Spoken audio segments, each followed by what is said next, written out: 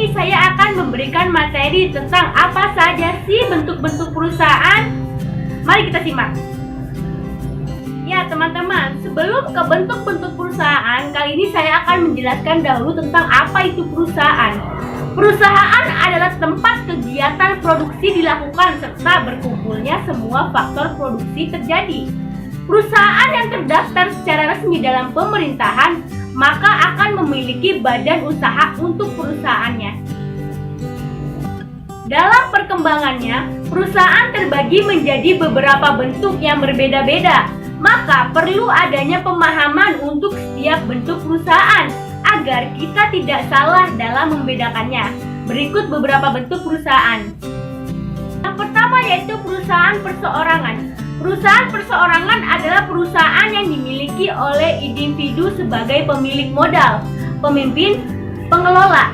Biasanya, bentuk ini digunakan bagi perusahaan kecil yang tidak memerlukan izin secara khusus. Contohnya, toko percetakan, laundry, usaha bengkel, dan sebagainya yang dapat kita temukan di sekitar kita. Yang kedua yaitu firma. Berdasarkan pasal 16 Kitab Undang-Undang Hukum Dagang, persekutuan firma adalah persekutuan yang diadakan untuk menjalankan suatu perusahaan dengan memakai nama bersama.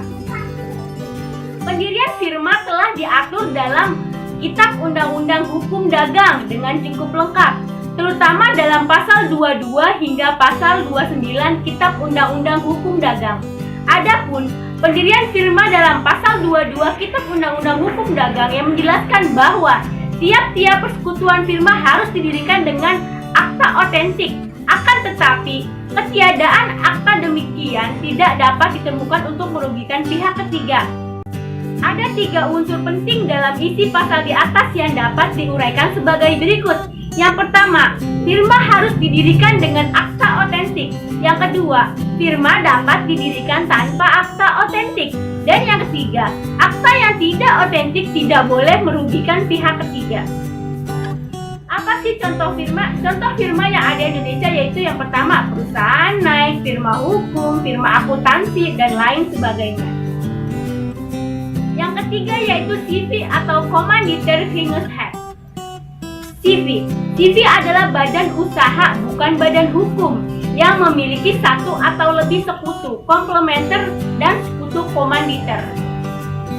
Sesuai dengan rancangan undang-undang atau RUU Usaha Perseorangan dan badan usaha bukan badan hukum, pasal 1 ayat 5.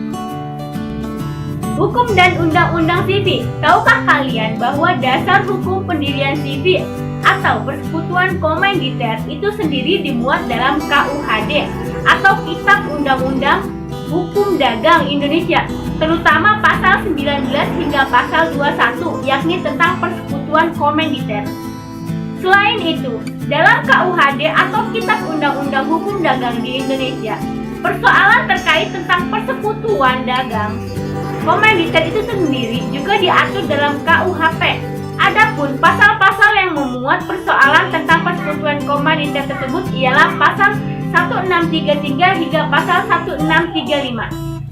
Adapun isi dari KUHP yang memuat tentang persekutuan komanditer tersebut terkait tentang adanya keuntungan yang harus dibagi ketika perusahaan memperoleh laba, kerugian yang diperoleh apabila perusahaan mengalami kerugian hingga peraturan-peraturan lainnya yang dimuat secara mendetail dalam tiap ayat-ayat yang ada pada KUHP tersebut. Contoh CV, ada CV Makmur Jaya, CV GMM Utama yang terdapat pada gambar berikut. Lanjut yang keempat yaitu perseroan terbatas atau PT. Berdasarkan pasal 1 UU PT nomor 4 tahun 2007, pengertian perseroan terbatas adalah badan hukum yang merupakan persekutuan modal. Didirikan berdasarkan perjanjian, melakukan kegiatan usaha dengan modal dasar yang seluruhnya terbagi dalam saham, dan memenuhi persyaratan yang ditetapkan dalam undang-undang ini serta peraturan pelaksanaannya. Dasar hukum perseroan terbatas.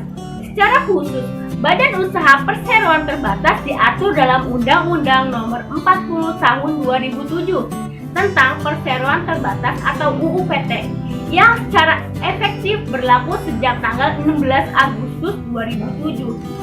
Sebelumnya, UU PT 2007 berlaku UU PT nomor 1 tahun 1995 yang berlaku sejak 7 Maret 1996.